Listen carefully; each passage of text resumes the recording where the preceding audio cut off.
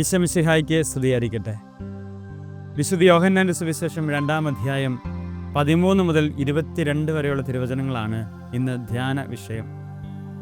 ഏറെ തവണ ധ്യാനിച്ചിട്ടും പ്രാർത്ഥിച്ചിട്ടുമുള്ളതാണ് ഈ വിഷയം. കർത്താവ് സകല നന്മ സ്വരൂപനാണ്, കാരുണ്യവാനാണ്, എല്ലാവരോടും ഒരുപോലെ പെരുമാറുന്നവനാണ് എന്നൊക്കെ നമുക്കറിയാം.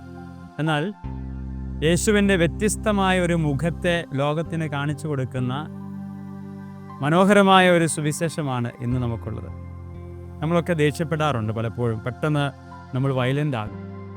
കാരണം അത്രയേ ഉള്ളൂ, നമുക്കിഷ്ടപ്പെടാത്ത ഒന്നും സംഭവിക്കുക, ഞാൻ ആഗ്രഹിക്കാത്ത ഒരു കാര്യം നടക്കുക, അല്ലെങ്കിൽ എൻ്റെ സ്ഥാനമാനങ്ങളോ എൻ്റെ ഇഷ്ടങ്ങളോ നടക്കാതെ വരിക. അപ്പോൾ പെട്ടെന്ന് നമുക്ക് വയലൻസ് ഉണ്ടാകും, പെട്ടെന്ന് നമ്മൾ ദേഷ്യപ്പെടാറുണ്ട്.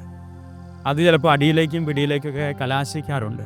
പ്രത്യേകിച്ച് കാലഘട്ടത്തിൽ ഇങ്ങനെയൊരു വയലൻസിൻ്റെ കാലഘട്ടമാണ്. പക്ഷേ ഈശോ ഭയങ്കര ശാന്തനാണ്, എല്ലായിടത്തും എന്തൊരു ശാന്തതയാണ്. ഒറ്റിക്കൊടുത്ത യൂദാസിൻ്റെ ചെവി മുറിച്ചപ്പോൾ പോലും ഈശോ പറഞ്ഞു, മോനെ വാളതിൻ്റെ ഉറയിലിട്, നീ അങ്ങനെ പെരുമാറേണ്ട ആവശ്യമില്ല. അങ്ങനെ എല്ലായിടത്തും ശാന്തമായിട്ട് പെരുമാറിയ ഈശോ ഇന്ന് ദേവാലയത്തിൽ ചാട്ടവാറെടുക്കുന്ന ഒരു രംഗമുണ്ട്. പ്രിയപ്പെട്ടവരെ, ഇങ്ങനെയാണ് പറയുക, എൻ്റെ പ്രാർത്ഥനാലയം നിങ്ങൾ കച്ചവട സ്ഥലമാക്കരുത്. എൻ്റെ പ്രാർത്ഥനാലയം നിങ്ങൾ കച്ചവട സ്ഥലമാക്കി മാറ്റരുത്. കച്ചവടത്തിന് ഒറ്റ ലക്ഷ്യമുള്ളൂ, എന്താണ്? അത് ലാഭമാണ്. അത് അപ്പനോടാണെങ്കിലും അമ്മയോടാണെങ്കിലും ജീവിത പങ്കാളിയോടാണെങ്കിലും മക്കളോടാണെങ്കിലും ആരോടാണെങ്കിലും കച്ചവടം എന്ന് പറയുന്ന വാക്കാണെങ്കിൽ അതിനൊറ്റ ലക്ഷ്യമുള്ളൂ, ലാഭമാണ്. ലാഭത്തിന് വേണ്ടി മാത്രമാണ് നീ ദേവാലയത്തെ ഉപയോഗിക്കുന്നതെങ്കിൽ അവിടെയാണ് ഈശോനാഥൻ ചാട്ടവാറമായിട്ട് നിൻ്റെ മുമ്പിൽ വരിക. അതൊരു ഭീകരതയാണ്. ഇനി വീണ്ടും ഈ ആളുകൾ ചോദിക്കുന്നുണ്ട്, യഹൂദർ ചോദിക്കുകയാണ്, നിനക്ക് എവിടെ നിന്നാണ് ഈ അധികാരം കിട്ടിയത്? നീ എന്താണ് തെളിവ് നീയാണ് ഇതിൻ്റെ അധികാരി എന്നത്?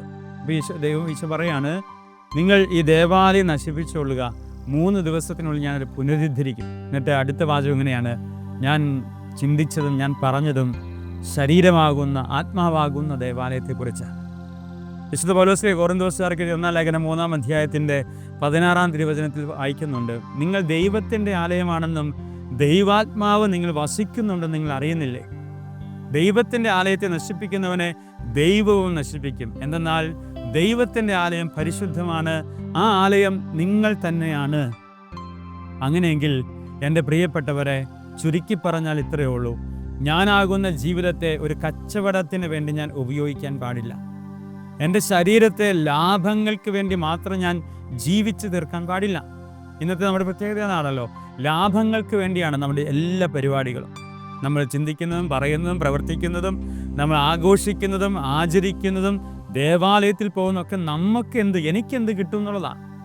എൻ്റെ ദൈവത്തെ പ്രീതിപ്പെടുത്താൻ, എൻ്റെ ആത്മാവിനെ പരിശുദ്ധമായിട്ട് സൂക്ഷിക്കാൻ ഞാൻ എന്ത് ചെയ്യുന്നു എന്നതിനേക്കാൾ അപ്പുറത്തേക്ക് എൻ്റെ കുടുംബത്തിൽ എന്ത് കിട്ടും, എൻ്റെ ജീവിതത്തിൽ എന്ത് കിട്ടും, അതാണ് നമ്മുടെ വിഷയം.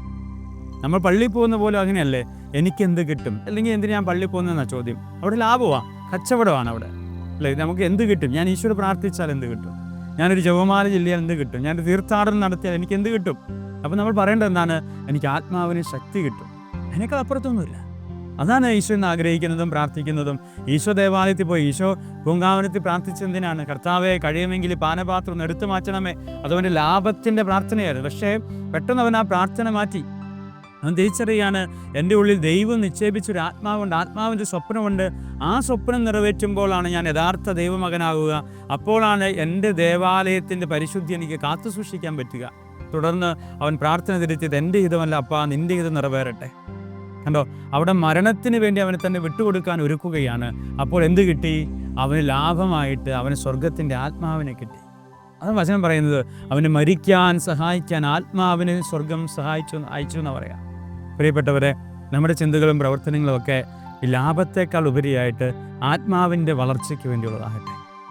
ശരീരം ദൈവത്തിൻ്റെ ആലയം. അതുകൊണ്ട് പൗലോസ് വ്യക്തമായി പറയുന്നു, നിങ്ങൾ ദൈവത്തിൻ്റെ ആലയമാണെന്നും ദൈവാത്മാവ് നിങ്ങളിൽ വസിക്കുന്നുണ്ടെന്നും നിങ്ങൾ തിരിച്ചറിയുക. എന്നിട്ടോ ദൈവത്തിൻ്റെ ആലയത്തെ നശിപ്പിക്കുന്നവനെ ദൈവവും നശിപ്പിക്കും. അല്ലെ, മദ്യം കഴിക്കുക അത് നമ്മുടെ ലാഭമാണ്, നമ്മുടെ സന്തോഷമാണ് നമ്മൾ ആഗ്രഹിക്കുന്നത്.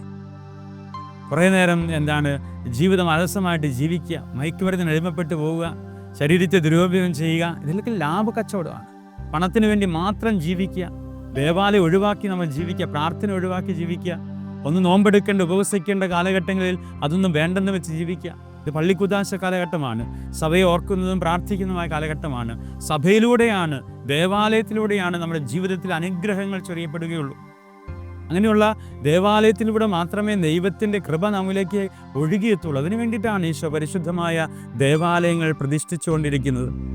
പ്രിയപ്പെട്ടവരെ, അതുകൊണ്ട് നമ്മുടെ ശരീരമാകുന്ന ആലയത്തെ കുറേ കൂടിയൊക്കെ പരിശുദ്ധമായിട്ട് കാത്തു സൂക്ഷിക്കട്ടെ. നമ്മളിങ്ങനെ ഒരു പള്ളിക്കുള്ളിൽ കയറുമ്പോൾ അറിയാതെ നമ്മൾ കൈകോപ്പി കുമ്പിട്ട് പോകും. എന്തിനാണ്? അതിൻ്റെ ഉള്ളിൽ പരിശുദ്ധി ഉണ്ടെന്നുള്ള നമ്മുടെ ചിന്തയാണ്. അങ്ങനെയെങ്കിൽ ഒരു മനുഷ്യൻ നമ്മളെ കാണുമ്പോൾ കൈകൂപ്പി യേശുമിശിഹായ്ക്ക് സ്തുതിയായിരിക്കട്ടെ എന്ന് ചൊല്ലാൻ പാകത്തിന് നമ്മുടെ ആത്മാവിനെ വളർത്തുക എന്നുള്ളതാണ്. മാലാഖ വൃന്ദങ്ങൾ നമ്മളെ കാണുമ്പോൾ ദൈവത്തിന് സ്തുതി പാടാൻ പാകത്തിന് നമ്മൾ ആത്മാവിൽ പക്വതയുണ്ടാകുക എന്നുള്ളതാണ്. അതാണ് ഏറ്റവും പ്രധാനപ്പെട്ടത്. ബാക്കിയെല്ലാം ദൈവം നടത്തിക്കൊള്ളും. കണ്ടോ? അതുകൊണ്ട് ഈശോ എല്ലായിടത്തും നമ്മളോട് ക്ഷമിക്കും. പക്ഷേ ശരീരത്തെ കച്ചവടത്തിന് വേണ്ടി, ജീവിതത്തെ കച്ചവടത്തിന് വേണ്ടിയാണ് ഞാൻ ഉപയോഗിക്കുന്നതെങ്കിൽ, ലാഭത്തിന് വേണ്ടിയാണ് ഞാൻ ജീവിക്കുന്നതെങ്കിൽ, അവിടെയാണ് ഈശോ ചാട്ടവാറുമായിട്ട് വരിക. പാപം ചെയ്തു, ഈശോ ക്ഷമിച്ചു, അനുദപിച്ചവനോട് ക്ഷമിച്ചു. ഇപ്പോഴും അങ്ങനെയാണല്ലോ, പാപം ചെയ്താൽ ഈശോ നമ്മളോട് ക്ഷമിക്കും, ബാക്കി എല്ലാ കാര്യത്തിലും ക്ഷമിക്കുന്നുണ്ട്. പക്ഷേ എൻ്റെ ലാഭത്തിന് വേണ്ടി മാത്രം ഞാൻ ജീവിച്ചാൽ അവിടെയെല്ലാം തകർച്ചകൾ ആരംഭിക്കും. അതുകൊണ്ട് ഒരു പടി കൂടി. അതുകൊണ്ടാണ് പ്രാവിനെക്കുറിച്ചും പ്രാവ്, ആട്, കാള എന്നിവ വിൽക്കുന്നവരെയും നാണയം മാറ്റക്കാരെയും അവൻ അടിച്ചു പുറത്താക്കിയെന്ന് പറഞ്ഞു. രണ്ട് തലമാണ് മനുഷ്യനെ നയിക്കുന്നത്. ഒന്ന് ഭക്ഷണത്തെക്കുറിച്ച്, രണ്ട് സമ്പത്തിനെക്കുറിച്ച്. ഇത് രണ്ടുമാണ് കച്ചവടത്തിലേക്ക് മനുഷ്യനെ നയിക്കുക. ഭക്ഷണവും സമ്പത്തുമാണ് ഒരു മനുഷ്യനെ നശിപ്പിച്ചുകൊണ്ടിരിക്കുന്ന രണ്ട് മേഖലകൾ. ഭക്ഷണം അമിതമായാൽ, സമ്പത്ത് അമിതമായാൽ നമ്മൾ ആത്മീയത തകർന്നു പോകും. പിന്നെ ജഡമാണ് നമ്മൾ ഭരിക്കുക. ഭക്ഷണം അമിതമായി കഴിഞ്ഞാൽ ശരീരത്തിൻ്റെ വികാരങ്ങളും ജഡമാണ് നമ്മൾ നയിക്കുക. സമ്പത്ത് അധികമായി കഴിഞ്ഞാൽ ദൈവത്തെക്കാൾ നമ്മൾ പ്രാധാന്യം കൊടുക്കുക ആ സമ്പത്തിനാണ്. അത് പിശാചാണ്. ആ രണ്ട് സാധ്യതകളെയാണ് ഈശോ അടിച്ചു പുറത്താക്കുന്നത്. നമ്മുടെ ജീവിതത്തിൽ നിന്നും അമിതമായ ഭക്ഷണപ്രേമവും അമിതമായ സമ്പത്ത് പ്രേമവും ഒഴിവാക്കിയാൽ ഞാനും ആത്മാവിൽ ഉയരുന്ന ഒരു പള്ളിയായിട്ട് മാറും. വിശുദ്ധമായൊരു പള്ളി, സ്വർഗത്തിന് ഇഷ്ടപ്പെട്ട ഒരു പള്ളിയായിട്ട് ഞാൻ മാറുകയാണ്. അതുകൊണ്ട് നമുക്ക് പ്രാർത്ഥിക്കാം, ദൈവമേ, സ്വർഗത്തിൻ്റെ പ്രിയപ്പെട്ട മക്കളായി ജീവിക്കുവാൻ, പരിശുദ്ധമായ ഈ ആലയത്തെ ദൈവത്തിനെ പരിശുദ്ധമായിട്ട് പ്രതിഷ്ഠിക്കുവാൻ, മരണം വരെ ഒരു തിരിശേഷിപ്പ് പോലെ ജീവിക്കുവാൻ എന്നെ ശക്തനാക്കണമേ എന്ന് ദൈവം അനുഗ്രഹിക്കട്ടെ. ആമേൻ.